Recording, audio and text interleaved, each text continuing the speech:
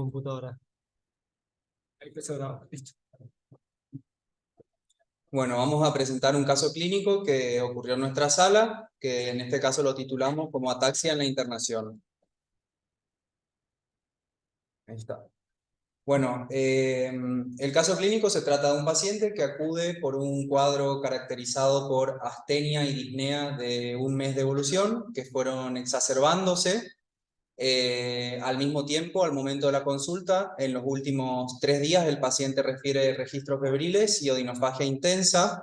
Cuando se indaga más a fondo sobre el cuadro, el paciente nos cuenta que tiene un cuadro de un síndrome de citopenias leves que fueron evaluados por un hematólogo particular durante 2 años y que en el último tiempo había presentado una profundización de estas citopenias, por lo cual se le intentó hacer una PAMO que fue frustra y no se pudieron obtener resultados. Finalmente, él tiene estos síntomas durante un mes y termina consultando acá en San Justo, donde se lo interna. Como antecedentes de importancia, hipertensión y obesidad. La única medicación que utilizaba era enalapril y negaba alergias.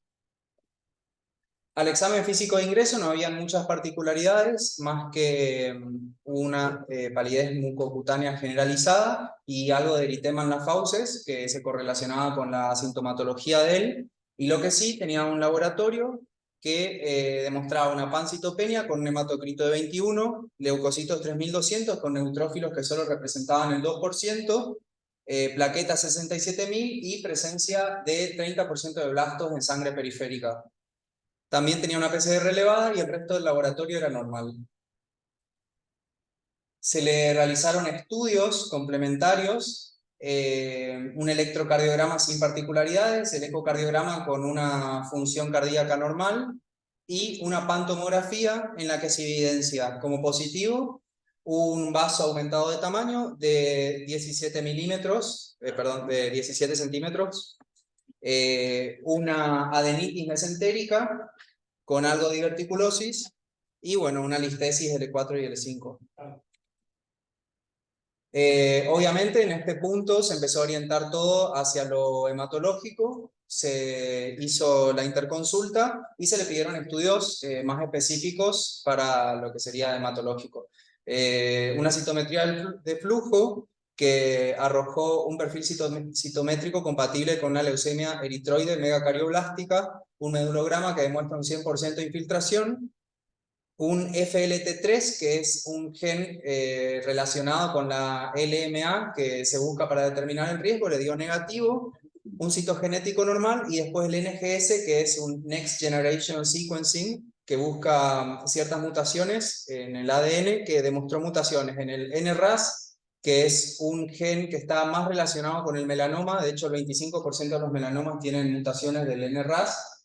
RUNX1 y GATA2, que son genes que codifican para, ¿cómo se llama? No es transcriptasas, factores de transcripción.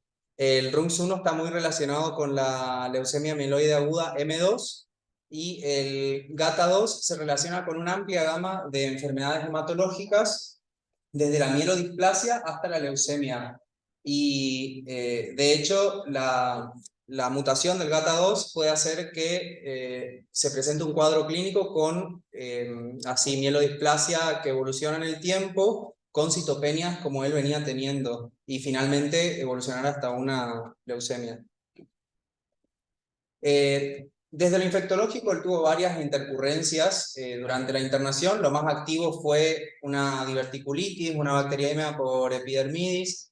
Cumplió varios esquemas de tratamiento, pero para centrarnos más en lo hematológico, a él se le coloca una vía central y se le inicia un esquema 7-3 con citarabina e hidrorubicina, el 4 del 9. Se le hace una citometría de control en el día más 14 y se evidencia que no hubo respuesta. De hecho, había refractariedad con blastos del 83%. Se decide empezar una segunda inducción con un esquema de citarabina y danurubicina, pero a dosis mucho más altas. Presenta algunos efectos adversos a la citarabina inicialmente. Al cuarto día de la infusión a dosis altas, debuta con un cuadro neurológico nuevo, que inicialmente se interpretó como en contexto de la fiebre. El paciente se encontraba febril en ese momento y lo primero en manifestarse fue a una alteración de la marcha que él nos refirió cuando intentó ir al baño, ataxia y disartria que era bastante manifiesta y evidente.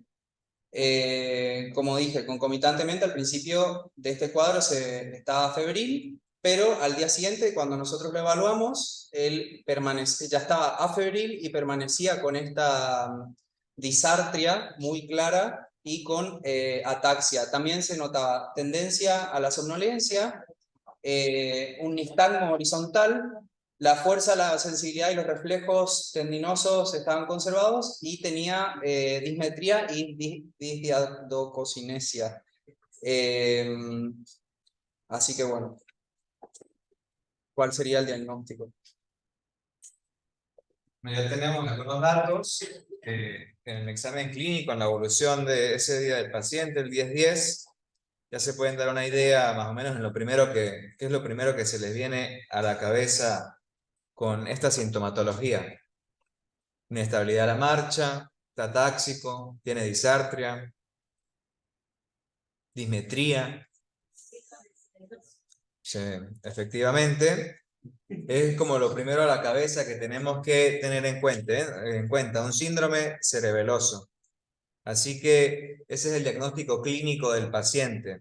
Y ahora, bueno, hay que estudiar cuál puede ser la etiología o la causa de ese síndrome cerebeloso y ver qué diagnósticos diferenciales hay. Si esto lo buscamos en UpToDate porque, digamos, está como más ordenado o están múltiples causas. Mira, estas 3 diapositivas son una lista larguísima de causas que vamos a ver una a una, desde desórdenes genéticos y autosómicos ligados al X, alteraciones congénitas, alteraciones mitocondriales, toxicometabólicas, infecciosas, vasculares también, déficit de vitaminas o algunos otros elementos, un proceso neoplásico también, enfermedades autoinmunes, etc.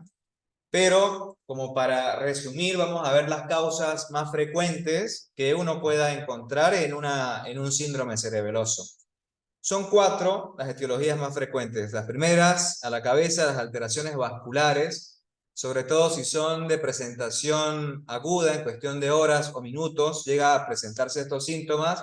Lo primero que se debe venir a la cabeza es una alteración vascular como un ACV isquémico o hemorrágico. Obviamente nos apoyamos en las imágenes para poder llegar al diagnóstico. Cabe resaltar que casi siempre uno pide, cuando hay un episodio de estos, una tomografía de entrada.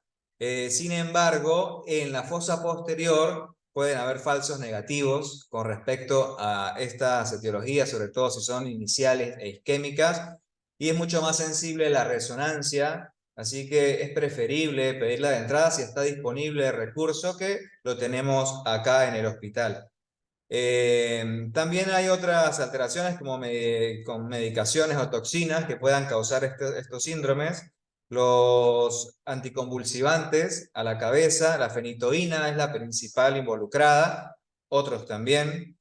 Algunos medicamentos como las quimioterapias, la citarabina a la cabeza, que fue una medicación que él recibió, y el 5-fluorouracilo, que es muy frecuente verlo en los esquemas acá de Folfox que se usan. Y existen otras quimioterapias que también pueden causar estos síndromes, sin embargo son menos frecuentes, como la capecitabina, por ejemplo, y los platinos también, pero producen ataxia por afectación de los nervios a nivel periférico. O sea que hay ciertas diferencias, pero está descrito que lo puede hacer.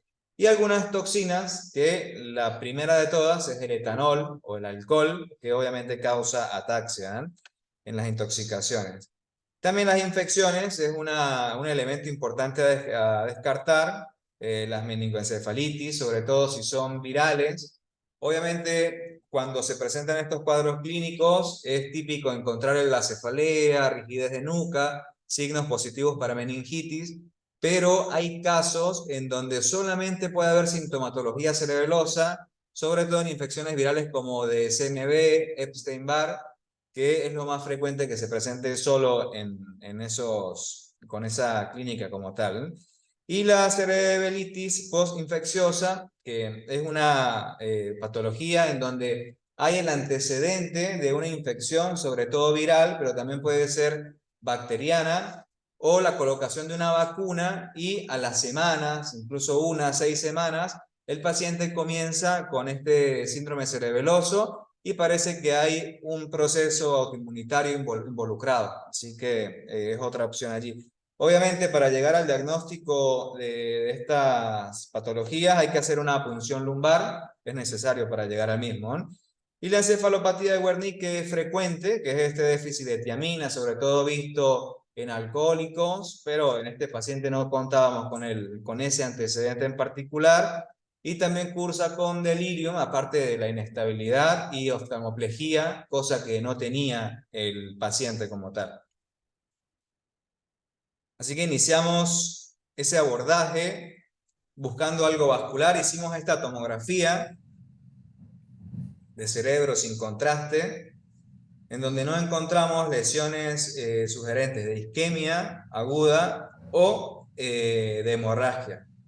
Pero por esta cuestión de la sensibilidad, charlado junto con neurología, decidimos realizar una resonancia de cerebro y angioresonancia también. ¿Alguna opinión sobre la imagen? De todas maneras. Vamos otra vez bajando en el corte.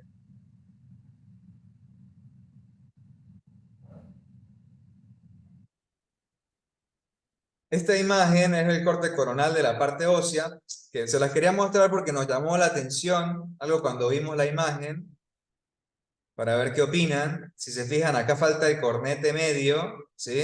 Y hay estas imágenes en la base de ambos senos maxilares, acá y acá. A ver, esto lo muevo. ¿Qué opinan de esas imágenes? Está operado, tiene un antecedente de un pólipo nasal y le retiraron el cornete medio, ¿sí? Que falta en este lado. Pero estas imágenes sobre todo nos pareció curioso porque es algo que al menos nunca habíamos visto. Sí, aparentemente, esto lo charlamos con un otorrino, esta imagen sugiere que puede ser una meloblastoma, algunos le llaman quiste dentario, que son como tumoraciones benignas, y en el informe sí se refieren que hay esclerosis y daño óseo, pero tienen ambos lados y compromete el seno, sobre todo del lado, el seno maxilar del lado derecho. ¿Vieron? Acá y acá. Este es el informe definitivo, que no encontraron lesiones en la tomografía en el parénquima cerebral y nada más refiere la alteración que encontraron a nivel dentario. Y esta es la imagen de resonancia que hicimos, que tampoco encontró hallazgos isquémicos, pero algo nos llamó la atención, que no sabíamos muy bien qué era. Ya acá lo coloco en pausa como para que vean este seno transverso comparado con el contralateral. Vieron que hay una diferencia bastante importante, ¿eh? Y unas imágenes que pareciera como si hubiese un defecto de relleno en el mismo. Acá. Estas que pueden ver acá. En el lado izquierdo. Vamos a ver si se nota acá. También donde termina el seno sagital. Hay un defecto de relleno, pero creo que por el corte de la imagen no podemos visualizarlo. Bueno, esto lo charlamos con neurología, y si bien en el informe no aparece nada, no refiere nada, parece que es una hipertrofia de las granulaciones de Paccioni. Sí, sí. Y acá. Y es completamente normal, así que no es algo que explique la etiología del paciente. Igual no tiene nada que ver si fuese una trombosis del seno, ¿no? Pero fue algo que nos llamó la atención porque al menos nunca lo habíamos visto. Ahí está. Este es el informe, en donde no encontraron ningún hallazgo de relevancia. Y ahora nos quedaba hacer una punción lumbar necesaria para descartar algún proceso infeccioso. Sin embargo, en decisión conjunta con urología, se decidió no realizar este procedimiento invasivo en vista de que el paciente se encontraba plaquetopénico y había una alternativa diagnóstica que era el uso de la quimioterapia. Y ahora, ¿cómo saber si sí o no pueda estar involucrada la citarabina? Bueno, les dejo con el doctor Gossi.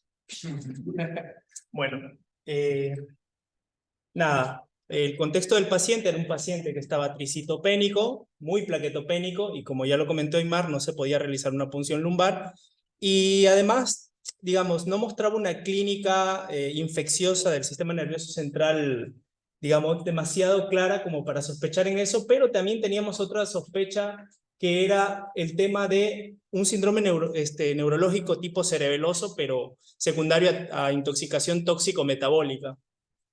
Entonces, una de las cosas que nos planteamos fue preguntarnos si nuestro paciente no estaba sufriendo un síndrome cerebeloso secundario a la quimioterapia.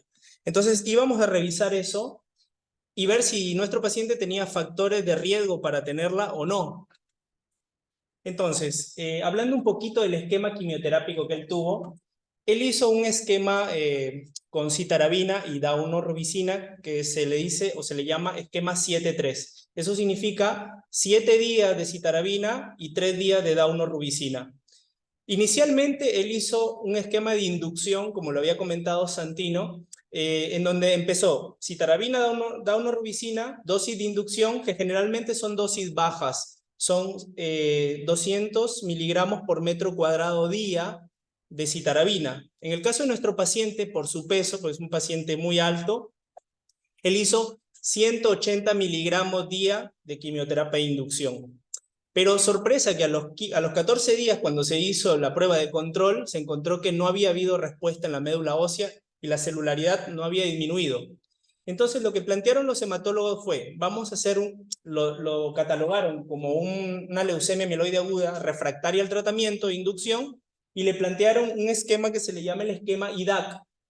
Es un esquema con altas dosis de citarabina, en donde se recibe más o menos 4 gramos por metro cuadrado día del quimioterápico. Entonces ustedes pueden ver aquí que el día 7, bueno el 6, él empieza con citarabina en esquema IDAC. La inicial era 200 miligramos metro cuadrado y la segunda es 4.000 miligramos. 4 gramos metro cuadrado, sí. Y en el caso de él, porque él pesa 114, sí. Él es un paciente alto, que pesa más o menos 114 kilos. A él, sacándole la dosis en este esquema, le salía 4.400 miligramos, es decir, 4.4 gramos diarios de citarabina. Entonces, él empieza a hacer esta quimioterapia y el plan era que lo haga por 7 días. Empieza el 6 de octubre con este esquema en altas dosis. Y el 9 de octubre, es decir, después de haber recibido 4 días, empieza a tener sintomatología cerebelosa. Y es todo lo que les comentaron anteriormente. Así que el día 10 de octubre suspende la quimioterapia por sospecha de un síndrome cerebeloso agudo secundario a quimioterapia. Entonces, él recibió en total 4 días de este esquema dosis altas. Así que aquí estaba el cálculo, ¿no? Si la dosis que él recibió, como ustedes pueden ver acá, es 4.4 gramos cada 12 horas, eso significaba que él recibía 8.8 gramos al día de citarabina. Por 4 días que recibió, del 6 al 9, había recibido un total de 35.2 gramos hasta ese momento, de ese ciclo, de citarabina. Entonces nos pusimos a buscar literatura sobre eso y encontramos bastante, en donde muestra que, antes que nada, hablar, primero, que hay ciertos factores de riesgo para poder tener este síndrome cerebeloso agudo en este tipo de fármaco. La citarabina, como ustedes saben, es un análogo de la pirimidina que es usado en tratamiento de leucemias, linfomas y carcinomatosis meningia. Normalmente, como ya les había dicho, se administra en dosis de inducción y la dosis estándar es la que les mencioné, 200 miligramos por metro cuadrado día. Y estas altas dosis, de más de 3 gramos o 4 gramos por metro cuadrado día, cada 12 horas, se administran en el esquema IDAC, sobre todo en los pacientes que se les quiere hacer consolidación o pacientes refractarios. Y normalmente este tipo de pacientes puede generar, cuando tienen dosis altas en estos esquemas, síndrome cerebeloso agudo en aproximadamente el 10 al 25% de los pacientes. Y hay unos factores de riesgo que hay que tener en cuenta. Los factores de riesgo son que el paciente tenga más de 40 años, que tenga falla renal o falla hepática. En el caso de nuestro paciente, él tiene 50 años. Tenía este primer criterio. Cuando recibió la quimioterapia tenía un clearance bueno, así que no estaba con falla renal, tampoco tenía falla hepática. Otro criterio es que tuvieron alguna enfermedad neurológica de base, que bueno, hay algunas anomalías anatómicas, pero nada, digamos, sindromático de base, tipo alguna demencia o algún accidente cerebrovascular o algún daño orgánico que tuviera, no lo tenía. Y este es uno de los criterios más importantes, y es que el paciente reciba dosis altas de más de 30 gramos por ciclo. Es decir, que nuestro paciente cumplía estos criterios porque en el ciclo que él estaba recibiendo, cuando él empieza a tener la sintomatología, él ya iba a 34 gramos acumulados. Entonces, cuando uno tiene más de 30 gramos acumulados, puede presentar esta sintomatología, y de hecho es lo que más se ha descrito. Entonces, nosotros sospechamos fuertemente que este era el diagnóstico y la causa del síndrome cerebeloso de nuestro paciente, que cumplía los criterios. Con respecto a estos criterios, algo más que les puedo decir es que, por ejemplo, con respecto a la falla hepática, se mencionaba que esto se veía en pacientes que tenían en el hepatograma una alteración de la bilirrubina de más de 3 puntos, y en cuanto a la falla renal, que tuvieran un clearance de creatinina menor a 30. Así que bueno, la causa de esto en realidad es desconocida, pero se cree que tiene que ver con alteraciones y pérdida y destrucción neuronal a nivel de las fibras de Purkinje del cerebelo. Pero igual sobre esto faltan muchos estudios. Nada, no hay tratamiento específico para esto, sino descontinuar la quimioterapia, que fue lo que se hizo. Y saber que algunos pacientes pueden resolver espontáneamente los síntomas después de 5 días de suspendida la quimio, y algunos pacientes pueden no recuperarse nunca, incluso un 30% puede tener secuelas irreversibles y quedar con ataxia permanente. Así que bueno, eso para tenerlo en cuenta, siempre que nosotros, ahora que vemos pacientes oncohematológicos, nunca descartar ni desechar el tema de los efectos secundarios por quimioterapias, porque pueden ser así, hacernos pensar que puede haber algo orgánico y de pronto, una vez descartados todos los estudios iniciales del abordaje, encontrarnos como casos como este, que en este caso fue secundario a la citarabina. Bueno, eso sería todo, nada más.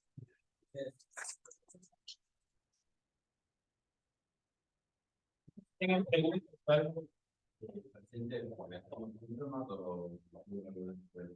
La verdad demoró en mejorar. Hasta ahora, el último día hoy que le hicieron el examen neurológico a los chicos, me comentaron que había mejorado mucho de la dendritia, pero aún nosotros, como está muy plaquetopénico, está con requerimientos transfusionales, no lo hemos parado porque no, él es alto y digamos, es un poco difícil de ayudarlo a pararse, pero El paciente está muy frágil, no sabemos si tiene ataxia o no. Preguntar con lo de la marcha, pero es que no se puede levantar, no sabemos si por eso o por la fragilidad actual. Quizás la disartria se hizo completamente, y esto de la dismetría hoy lo hizo perfecto. Sí, Exactamente. El test de dedo gris, perfecto hoy, que en un inicio, nada, entregaba una, y la prueba talón, rodilla, tobillo. Inicialmente, sobre todo el lado derecho, tampoco la podía hacer, y hace unos 5 días ya la podría hacer con normalidad. Así que algo mejorado, la verdad. Y al menos tuvo respuesta aquí, ¿no? Y vamos a ver, Igual es incompleta. claro, Agotar. La trasístico continuar a su oficina. no, se suspendió.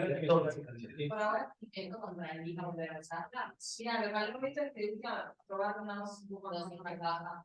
Pero que fuera de trabajo. ¿Qué tema de quimioterapia van a...? Yo había revisado en los artículos porque acá se muestran serie de casos de pacientes que tuvieron estas toxicidades y hay grupos de neurólogos y hematólogos que en conjunto decidieron volver a reiniciar pero con dosis más bajas. Por ejemplo, en lugar de utilizar 3 gramos por metro cuadrado, utilizaban 1 gramo por metro cuadrado y ver si había respuesta o no. Y eran opciones. Y en el caso que yo leí, habían tenido muy buena respuesta dándole, por ejemplo, a 1 gramo por metro cuadrado. Así que lo que se podría plantear es, como dice Flor, de pronto reiniciar la quimioterapia, pero en una dosis un poco más baja, no tan alta como la que tenían ahora. El tema es para refractario antes. Tienen muchos predictores de De- mal pronóstico con la recuperación. Primero, 2 años de citopenias hablan a la clara que es una leucemia post-mielodisplasia. Esto no es una leucemia post-mielodisplasia y habitualmente es bastante mal pronóstico, bastante refractaria al tratamiento. Segundo, ya me gustó la refractariedad al primer 7-3, con el cual esto es un poco más de lo mismo, incluso más alto, el cual no es tolerable. No sé si le quedan muchos esquemas, la refractaria al 7-3, realmente van a los esquemas flaquida. Pero no sé si se puede probar algún esquema de tampoco tiene FLT3 como para positiva, como para probar la midostaurina, los inhibidores de FLT3. Tampoco no podemos hablar de eso, ni es un M3, con la cual uno pudiera usar atras, o sea que estamos medio limitados para estos temas. Ellos me plantearon que quimioterapia se podría llevar. Porque quieren ver la como nueva, ver cuántos puntos quedaron, que eso va a ser esta semana. Y la otra es ver, no sé, el colitamab, que es lo nuevo que quieren utilizar, a ver si es candidato, pero mira, no sé cuánto paciente va a quedar para ese momento tampoco. Esta citabina tardaron 25 días en utilizar. La otra que utilizaba, no podía empezar el esquema de cada dosis por eso, y cuando hace el esquema de cada dosis no puede terminar porque hace el efecto de los cerebros. Nosotros hemos visto y simplemente se veía el cerebro sordo con infinidad muchísimo. Era frecuente de ver con mucho listado de repente, ¿no? Estábamos y algo de imetría. Obviamente después a la bisfenilina la se la comió el día de la se la devoró. Sí, prácticamente ustedes se informaron de una manera. Sí, la resulta, no sabían qué comunicar, claro, pero realmente se la comió porque es igual de eficaz, no tiene casi toxicidad, no tiene casi interacciones farmacológicas, por lo cual está bien que haya casi conocido. Pero no es muy frecuente de ver la toxicidad cerebrosa de la enfermedad COVID. Hoy varias veces. No recuerdo así tan violenta la neurotoxicidad quimioterapia. A pesar de que solemos dar dosis altas de quimioterapia en ese pabellón. Pero bueno, en estos casos realmente muy bien documentado. Está lindo realmente para presentar, ¿eh? Sí. Está lindo para presentar. Pero se fue la piedra. Claro, bueno, sí. ¿Ah? Frenar. En el sitio médico va a ser